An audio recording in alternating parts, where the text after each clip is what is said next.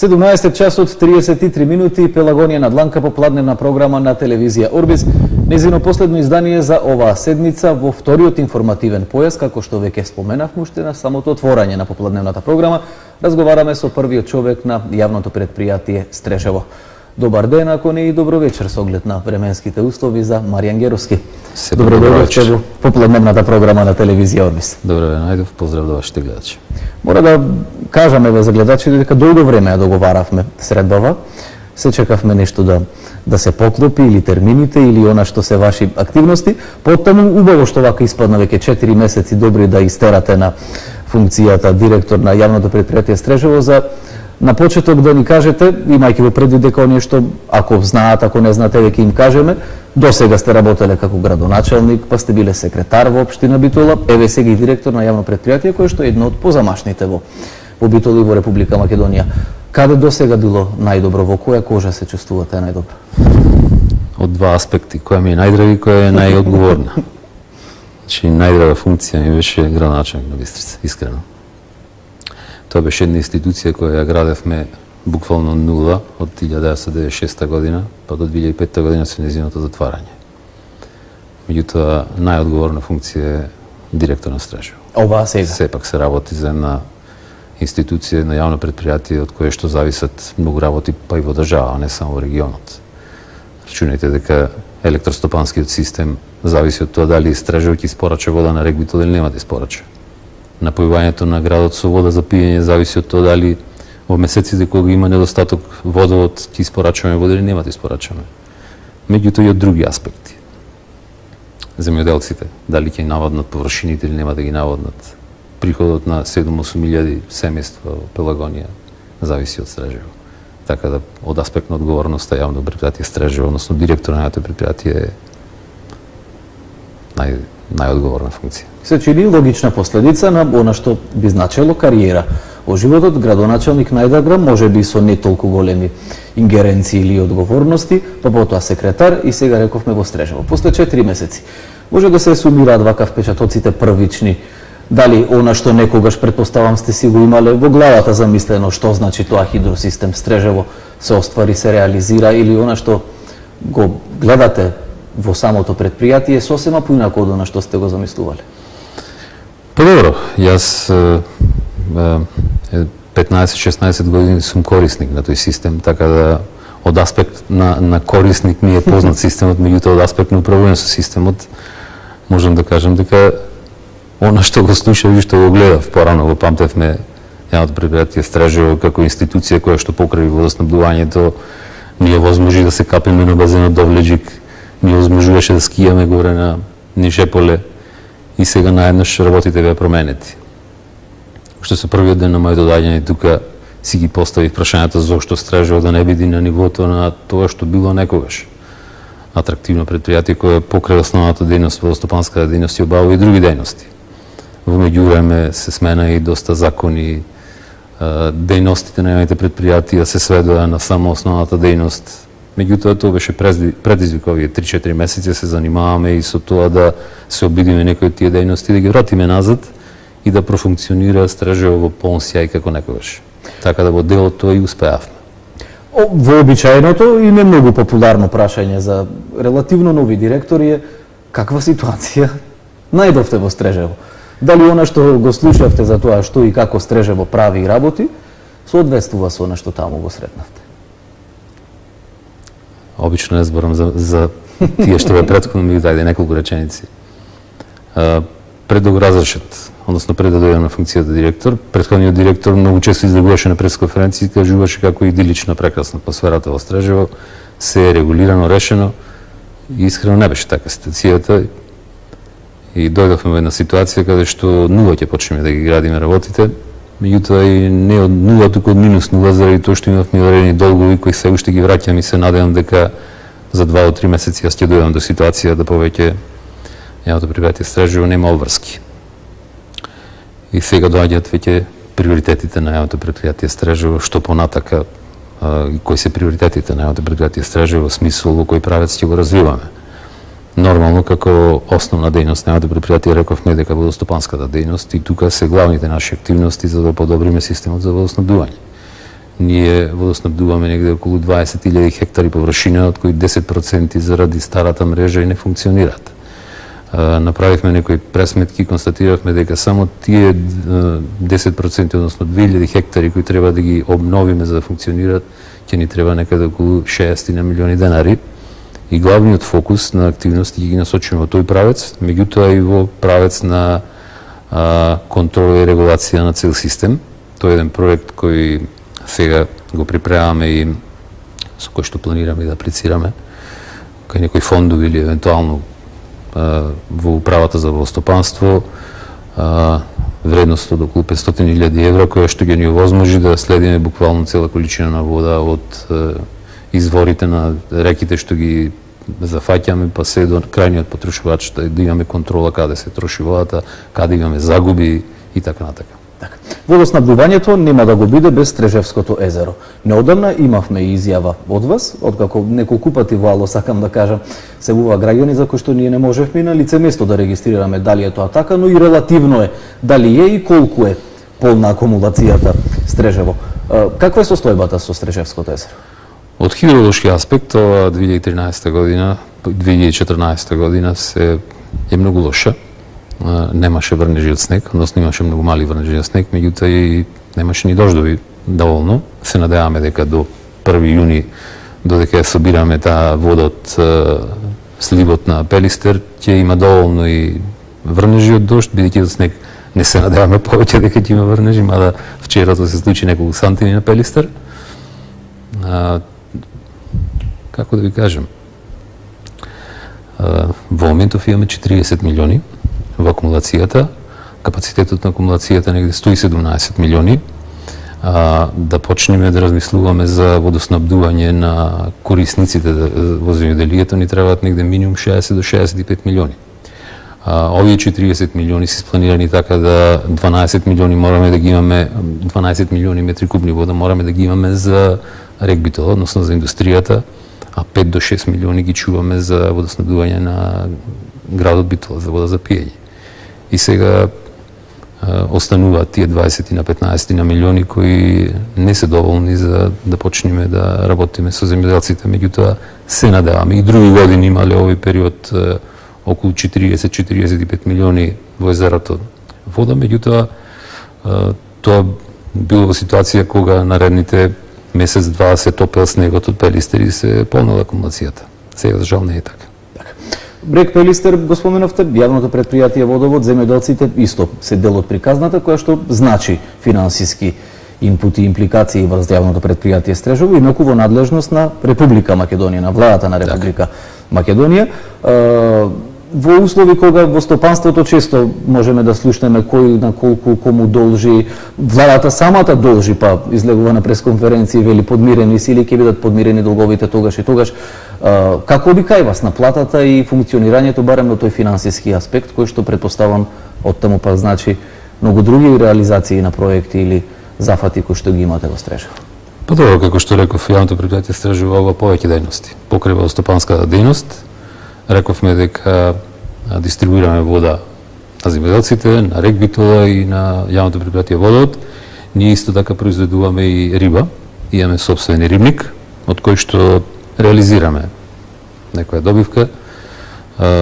Од прилика околу 60 тони годишно ни е капацитетот на рибникот. Меѓутоа, имаме и 5 хидроцентрали, од кои што произведуваме струја и по тој основ имаме инкасирање на одредена количина на средства и нормално сето она што следува доколку си успешен при апликација за да добиеш некој проект.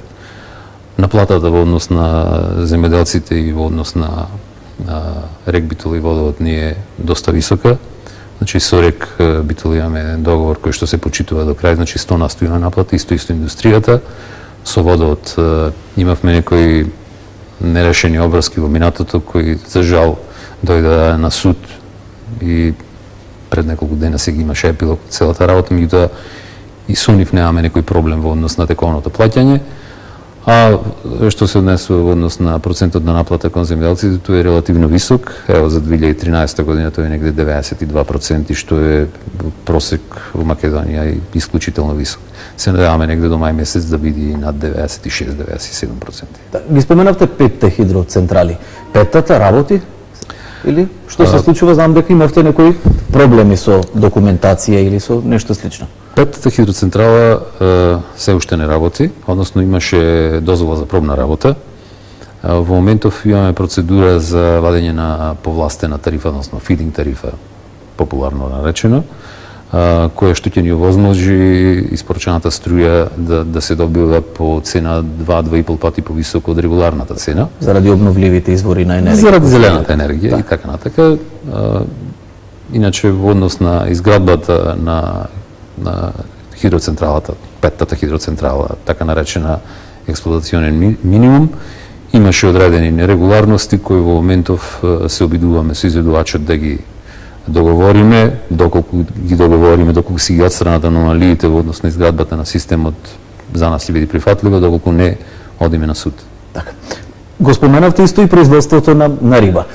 Стрежевската пастрмка е една од добро прочуените и една од најбораните, особено во верски празници кои што ги имаме, особено помеѓу македонскиот народ. Пласманот и претпоставам сето останато поврзано со тоа и за тоа сме слушале многу во минатото, но како се развива и кои се вака плановите проширување можеби на производството, брендирање се зборуваше на пастрмката, што и како на ова поле? Како што реков, капацитетот на рибникот ни е околу 60 тони годишно. Во моментов не би планирале да го прошируваме заради тоа што производството на риба, односно базените, неколку базени што ни се горе, се поврзани со истекот на така наречениот биолошки минимум, што го пуштаме низ браната во реката Шемница. Тој е негде 150 до 180 литри и од прилика сакаме да направиме некој оптимум, да не дојдеме во ситуација некош да имаме повеќе риба, да имаме потреба да пуштиме поголема количина на вода, а тој ќе оди против нашата политика да се заштеди водата до максимум. Значи сега се сведуваме негде на количини кои возможуваат да се работи со рибата до некој максимален износ на, да речеме, 150 максималниот испуст на вода за биолошкиот минимум, законска обврска што е тоа за нас. Иначе, што се однесува до самото производство на риба, се сложувам. Најквалитетна риба можам да речем Македонија. Користиме храна од Холандија, прва класа, и потрошувачите кажуваат дека нема подобра риба од Јас знам дека врски фаќам кога треба да се порачаат риби за слави и домашни прослави, тогаш не може да се најде во рибарница слободно, го ставелот нема, не може. И ние си имаме муштери, дистилираме низ Битола оглавно, меѓутоа носиме риба и во Прилеп и во Охрид. Не можеме пошироко заради тоа што немаме капацитет. Доволен ќе видиме во иднина како ќе го развиваме тој дел. Јас не бев задоволен искрено од резултатот на рибникот кој го споредив во минатото и овие неколку месеци имаме одлични резултати. Ќе ви даваме пример. Во јануари месец прошлата година, пример, се продало негде во јануари тон риба. Ова година успеавме 4 тона риба да продадеме и споредбата е малку интересна. Пред една година тон, сега 4. А ништо драматично не се промени? Ништо драматично, ниту бевме посебно агресивни на пазарот да ја пробиеме рибата. Напротив, сега во моментот имаме негде 15-16 тони риба. Баш денеска потпишавме еден договор за набавување на риба помладок, која што наредниот период негде таму ноември-декември ќе ја растиме за да дојдеме до тој период на празниците да имаме за продажба. Во моментов одлично оди продажбата на риба. Брендирањето изврши свој фактор? Па то брендирањето уште комплетно не е се завршено, меѓутоа мислам не е нешто посебно тоа што ние брендиравме Стрежевска пастрмка. Едноставно Стрежевската пастрмка има традиција од Битола. Потрошувачката на Стрежевска пастрмка бил и пред 3 години, пред 5 години, кога не било брендирано, ќе биде и во иднина. Брендот многу нема да влие, меѓутоа квалитетот на храната со која што ја раниме рибата и како ќе влие. Значи носиме најквалитетна храна од Холандија. Така. Движејќи се вака од една на друга дејности кои што Стрежево ги извршува или ги извршува во минатото, Пред некој време убава беше веста која што дојде од таму дека се враќа скијањето на во Нижеполе. За жал не се врати заради оправдани причини, не сте вие или ние виновни што не заврна снег, но интересен е фактот што во еден период од своето постоење, сега неодамнешен, јавното претпријатие Стрежево отуѓуваше или се ослободуваше од дејностите кои што заради X причини, како што беше кажано во јавноста, законски определби, норми и останати случувања не соодветствуваа на јавното претпријатие Стрежево, но сега еве испаѓа дека можело сепак да се стопанисува и со нешто што некогаш беше кажано дека не е потребно или не е изводливо или не е целисходно. На што се темели сега овој процес на враќање практично кон стадото, кон јатото на оние дејности кои што Стрежево ги избегна во еден период? Во упорноста. Ви кажам зашто. Значи, јас сум таков човек кога во нешто ќе се фокусирам, јас морам да најдам начин како да што па баш на скијачките терени во Нижеполе сега падна окото? Не се само скијачките терени. Се враќам на почетокот на емисијата. Значи, Стрежево, кога ќе го спомнав, Стрежево не е само водоснабдувањето, а на почетокот на емисијата, туку ресторанот Стрежево, населбата Стрежево, скијањето Стрежево и така натака.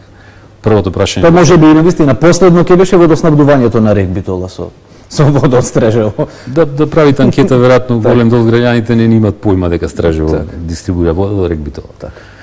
Значи, првото прашање, зошто не работат ски патеките? 5 години. Има ли оправдана причина? Дејност сме немале. Ајде да видиме каде е таа дејност и што треба да направиме за да добиеме таа дејност. Треба да суди на влада.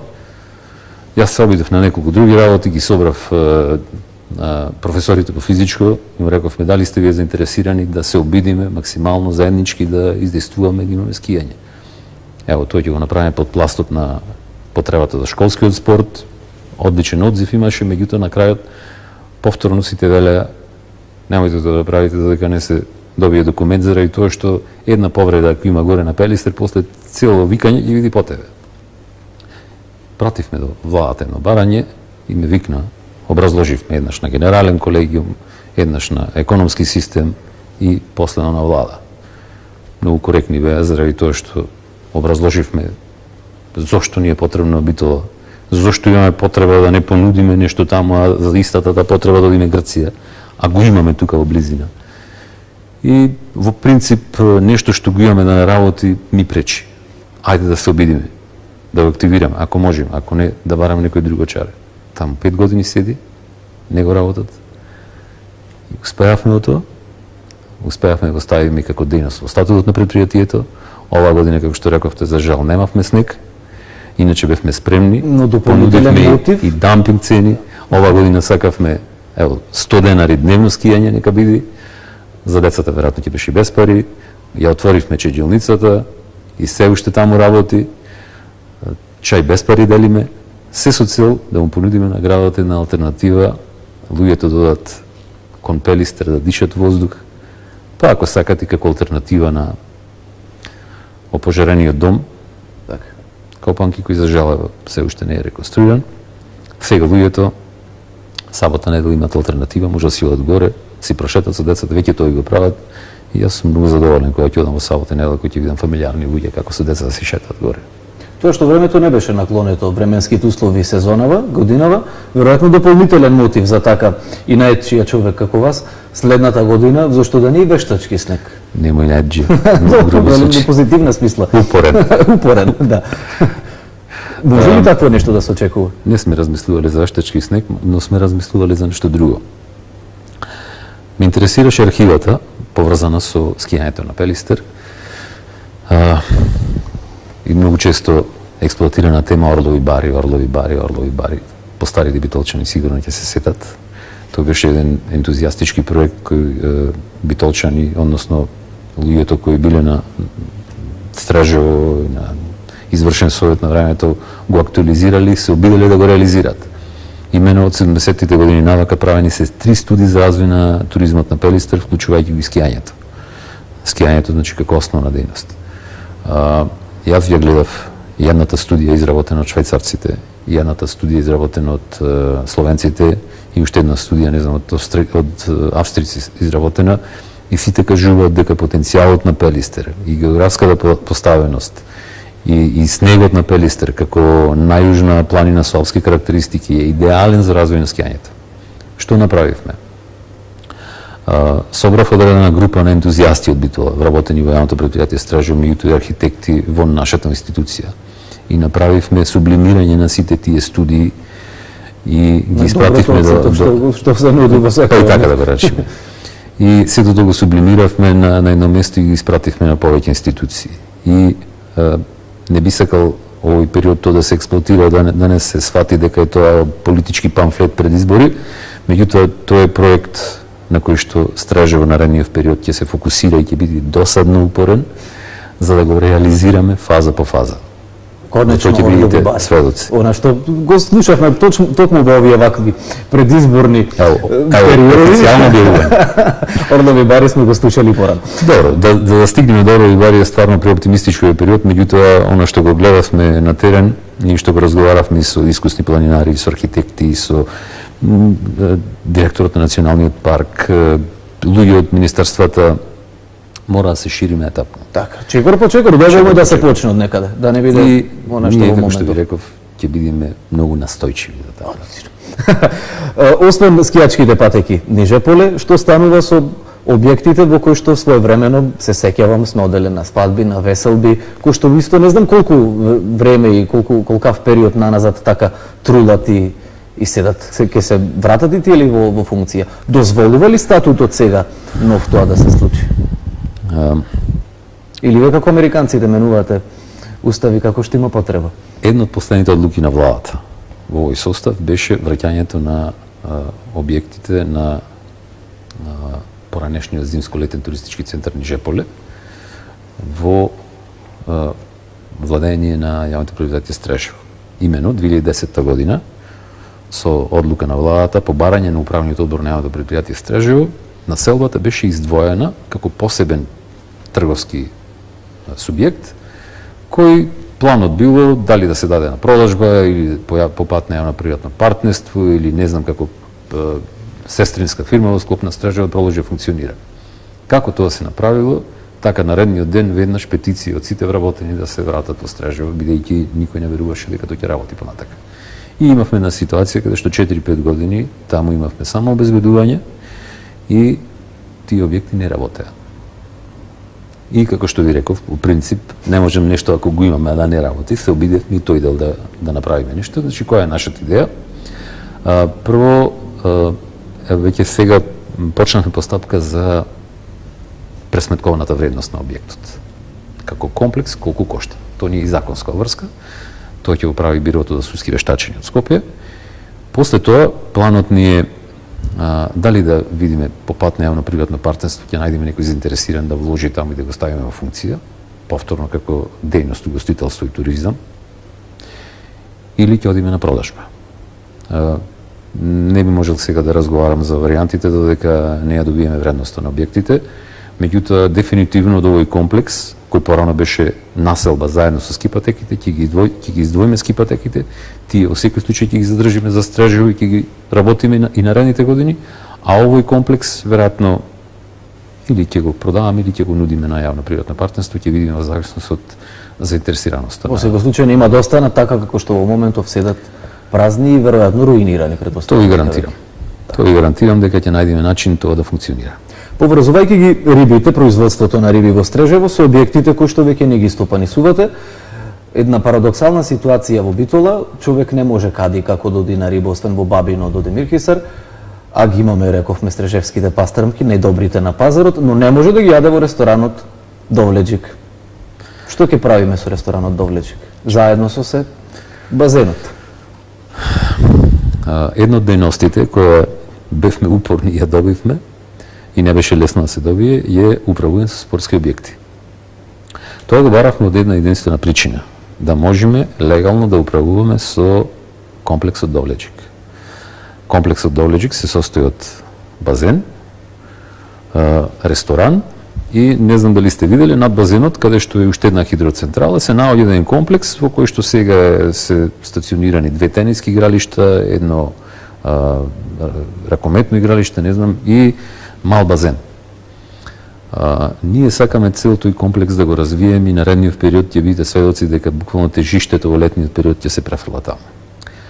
Со угостителство не ќе се занимаваме, заради тоа што дефинитивно угостителството во државна собственост се покаже дека е тотално неисплатливо и одлучивме комплексот, односно ресторанот, заедно со околината како една целина на објектот, да го издадеме под кирија. Веќе имавме наддавање, имаше 20 заинтересирани и сме пред склучување на договор со тој што победи на наддавањето и тој има обврска со објектот да работи исклучиво угостителство. Значи ресторанот ќе работи во иднина. Ки има обврска за Стрежевска пастамка таму? Да нуди, може би по дампинг цени. Ние ќе му понудиме. А тој ако сака квалитет ќе го прво договорот ќе го разјасни. Договорот не можеме сега да склучиме заради изборите. Од антикорупцијска добивме мислење дека тоа мора да се направи веднаш после изборите и тој ќе го направиме негде. Ако е се горед, договорот ќе го склучиме негде крајот на април. Ако не, одиме втор пат наддавање, има доста заинтересирани, се надевам дека тој дел ќе биде во иднина многу интересен за битолчани. Тој е делот што ќе го издаваме ние. Базенот планираме да го работиме и таму ќе имаме доста интересни содржини. Предпоставувам и реконструирате? Да, дел.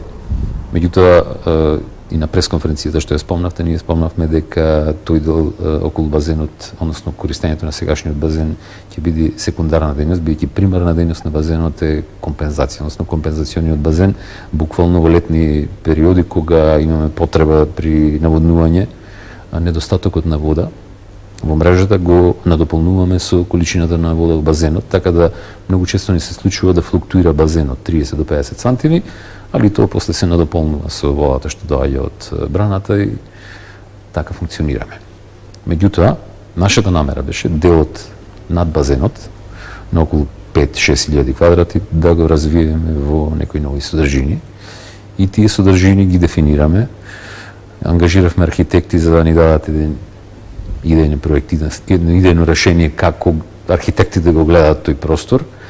И пред 2-3 дена се слушнавме, можно е за 3-4 дена, значи да имаме една слика, едно видување, не мора да биде тоа дефинитивно, како би изгледало тој дел и колку би коштало за да се инвестира за да се направи така.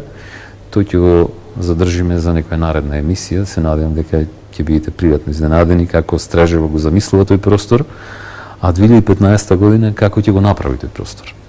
2014 година, од ова сето што во половина час веќе го разговараме, инвестиции во мрежа, колку што се може во водоснабдување, инвестиции во објекти, инвестиции во...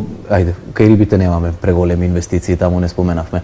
2014 година би требало да биде, со други зборови, година во која што Стрежево ќе се врати на вистинските патеки.